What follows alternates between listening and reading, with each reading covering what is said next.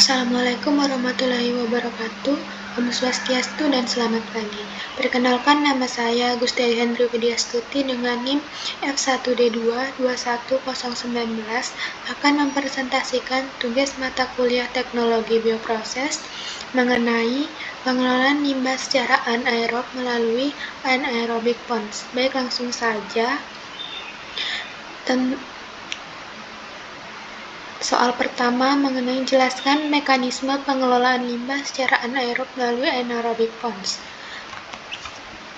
Anaerobic ponds sendiri merupakan proses pengolahan limbah cair menggunakan sistem kolam yang tidak menggunakan oksigen. Proses ini menggunakan bakteri anaerob untuk mengubah unsur organik dalam limbah menjadi bahan yang tidak berbahaya bagi lingkungan. Mekanisme limbah secara anaerobic ponds adalah sebagai berikut. Yang pertama, pretreatment.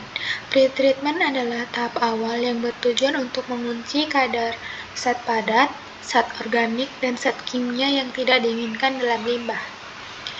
Tahap kedua, yakni pengumpulan di kolam anaerobik. Setelah pretreatment, limbah akan dikumpulkan dalam kolam anaerobik. Kolam anaerobik sendiri merupakan tempat di mana limbah akan mengalami proses pengolahan secara anaerobik. Tahap ketiga adalah pengolahan anaerobik. Pengolahan anaerobik sendiri merupakan proses utama dalam pengelolaan limbah secara anaerobik kolam.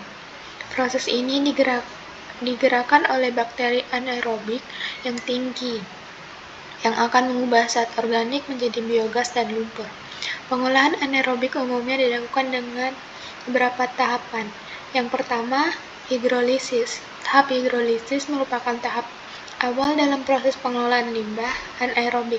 Pada tahap ini, bahan organik kompleks dalam limbah diuraikan menjadi senyawa-senyawa yang lebih sederhana oleh aktivitas enzim mikroorganisme.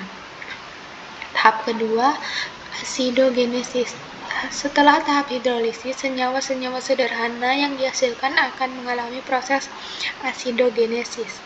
Pada tahap ini, mikroorganisme akan mengubah senyawa-senyawa organik tersebut menjadi asam-asam organik seperti asam asetat, asam propionat, dan asam butirat. Proses ini menghasilkan asam-asam organik yang akan menjadi substrat bagi tahap selanjutnya, yaitu asetogenesis. Tahap asetogenesis merupakan proses konversi asam-asam organik yang dihasilkan dari tahap sebelumnya menjadi asam asetat dan hidrogen. Mikroorganisme yang terlibat dalam tahap ini disebut bakteri asetogenik. Asam asetat yang dihasilkan merupakan prekursor untuk pembentukan metana pada tahap selanjutnya. Dan tahap terakhir adalah tahap metanogenesis.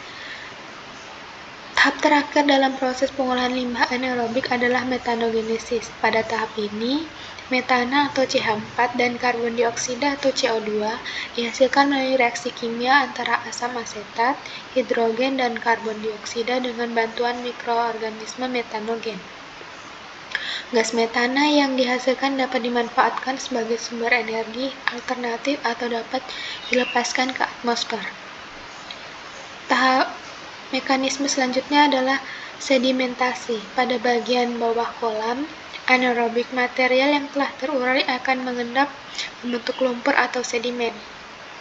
Mekanisme selanjutnya itu pemisahan cairan. Cairan yang tersisa di atas sedimen kemudian dialirkan ke kolam, selanjutnya menghilangkan zat-zat yang masih terlarut. Mekanisme selanjutnya itu penyaringan.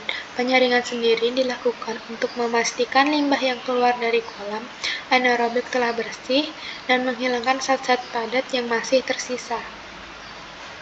Lanjutkan ke pertanyaan kedua, apakah kolam anaerobik dapat diterapkan di daerah saya? Jawabannya, kolam anaerobik dapat diterapkan di daerah saya karena pengelolaan limbah melalui kolam anaerobik cenderung lebih mudah dan membutuhkan biaya pembuatan yang rendah. Selain itu, di daerah saya tersedia tempat yang baik sebagai tempat pembuatan kolam anaerobik. Langkah ke pertanyaan ketiga, mengenai pro dan kontra yang mungkin terjadi.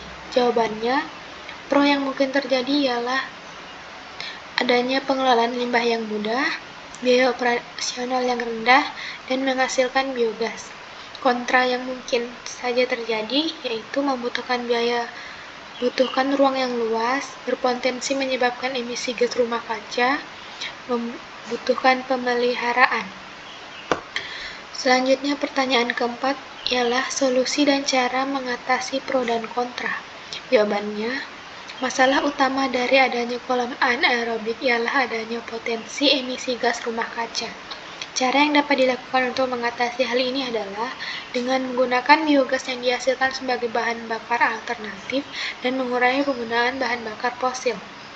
Kelemahan lainnya dari kolam anaerobik ini adalah retensi waktu yang panjang, yang mengakibatkan perlunya ruang yang luas untuk membangun kolam. Untuk memperbaiki masalah tersebut, alternatif yang diterapkan adalah kombinasi pengolahan limbah cair dalam sistem biofilter anaerob-aerob dan denitrifikasi. Proses ini mengurangi retensi waktu sehingga memerlukan ruang yang lebih kecil untuk pengolahan limbah. Baik, sekian presentasi dari saya. Akhir kata saya ucapkan wassalamualaikum warahmatullahi wabarakatuh. Terima kasih.